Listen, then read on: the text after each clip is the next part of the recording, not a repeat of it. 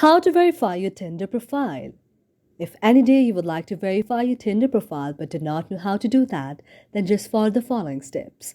First of all, you have to launch the Tinder application on your mobile device. In order to do so, you can go to the search section of your mobile device. After you move to the search section of your mobile device, you have to search Tinder out there. After you search Tinder out there, you can just tap on the very Tinder application. After you tap on the very Tinder application, Tinder will be launched on your very mobile device.